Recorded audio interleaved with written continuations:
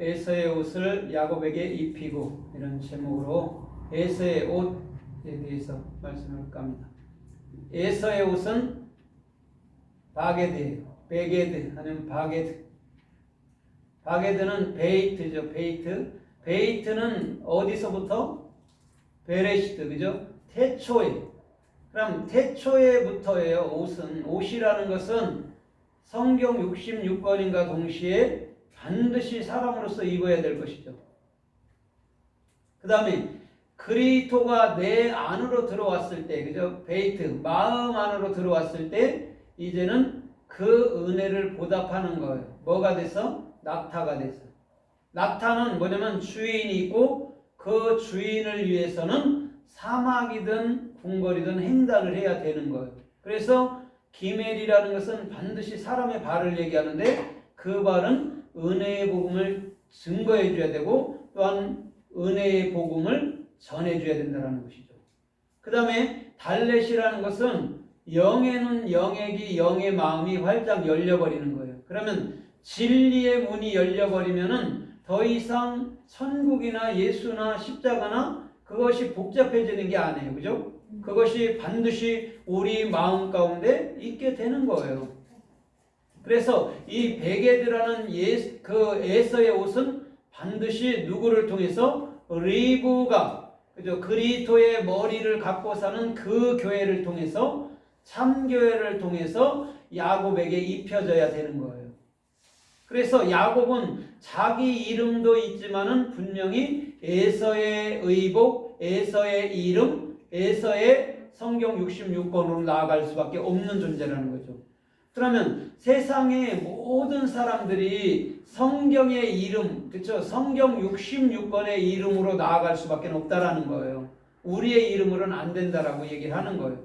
그래서 에서에 오신 이 베게드를 우리 주님은 분명히 말씀하고 계신다라는 것이죠. 그럼 털이나 이 옷이나 또 염소가 죽는 것이나 다 예수와가 죽을 때 달렛이라는 진리가 열리는 거예요.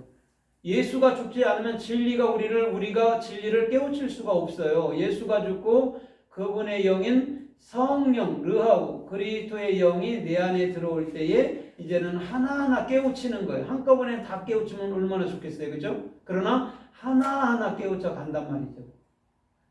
그러면 오늘 이 베게드라는 오늘 이 옷, 에서의 옷 아니면 야곱의 옷이 성서에는 또 어떻게 말씀하고 쓰였나 우리가 좀 살펴보면서 은혜를 받아보도록 하겠습니다. 마태복음 9장 21절에 보면 어느 여인이 예수님의 옷자락에 손을 댔어요. 그때 치료함도 받고 구원함을 얻었다라고 얘기를 해요. 예수님이 이렇게 물어요. 누가 내 옷에 손을 대었느냐 이렇게 얘기를 해요. 그럼 보세요. 오늘 이 여인이라는 교회가 예수님의 옷자락에 손을, 그렇죠? 바게드, 예수님의 베게드, 예수님의 옷에 손을 대니까 이미 구원도 받고 치료도 받은 거예요. 그럼 여러분들 이런 거잖아요. 예수님께서 내게 은혜를 주셨고 또한 우리는 그 은혜로 말미암아 진리의 문이 열리니까 아 이게 구원이네, 아 이게 치료네 이렇게 알아버린 것이죠. 비단 여러분들 육적인 그 아픔만 치료받은 게 아니에요. 그죠? 오늘 영적인 눈을 뜨고 나니까 아 이게 구원이었고 이게 치료라는 것이었네. 그래서 출애굽기 15장에도 여호와는 뭐하는 여호와라고 얘기를 해요. 출애굽기 15장에 치료하는 여호와라고 얘기를 해요. 그럼 무엇을 치료했다라고 얘기할까요? 예, 영. 사람이 할 수 없는 모든 것을 치료했다라는 거죠. 사람이 할 수 있으면 하죠. 의사들이 하니까. 근데 그런 얘기가 아니란 말이에요. 나의 영을 고쳐놨다라는 거죠. 그걸 의사, 치료의 하나님 이렇게 얘기하는 거죠. 그래서 예수님이 자기 자신은 나 여호와는 치료의 하나님이다라고 얘기하는 거죠. 여호와 라파야라고 얘기하는 거죠. 라파야도 우리의 씨를 갖고 있죠. 그죠? 그럼 치료라는 게 정확히 오히려 예수 그리스도의 영이 내 안으로 들어올 때 치료라고 얘기하고 그 그리스도라는 머리가 이제는 나의 영이고 나의 머리가 되는 것이죠. 그래서 그 마태복음 9장 21절에 그 여인에게 우리 주님은 정확히 누가 내게 손을 대었느냐고 묻는 거예요. 그러면 창세기 3장에도 그렇잖아요. 그죠? 아담아 내가 어디 있느냐 이 말하고 똑같거든요. 주님이 물은 목적은 내 옷에 손을 댔으니까 이런 얘기가 아니고 네가 정확히 그 진리를 알았구나, 네가 정확히 네 마음으로 가졌구나, 이렇게 하는 거죠. 누가 내게 손을 대었느냐 그러면 제가요 이렇게 나와야죠. 그죠? 그에게 손댄 자가 정확히 진리의 눈을 열어서 예수님이 누군 줄 알아보고 내 가슴 속으로 그를 받아들이는 거예요. 예수님은 죽지도 않았는데 이미 내 가슴 속으로 받아들일 수 있는 준비 상태가 되어 있다는 것이죠. 그래서 마태복음 26장 53절 이하에서 65절까지 읽어보면 거기에 그 대제사장들 앞으로 예수님이 끌려가잖아요. 그때 예수님한테 이렇게 말해요. 네가 그리스도냐? 이렇게 물어요. 그러니까 예수님 뭐라고 그래요? 내가 그리스도 맞다. 니들이 말하는 그다. 그렇게 말하면서 뭐라고 그래요? 인자가 하나님의 오른편에 앉은 것과 구름을 타고 오는 것을 너희가 볼 것이다 라고 얘기하니까 그들이 그때부터 죽이기를 작정합니다. 거기서 대제사장이 옷을 찢었다 할 때가 베게드예요. 그럼 여러분들 옷을 찢은 것은 뭐예요? 예수님의 육체가 어디에서 찢어진다는 거예요?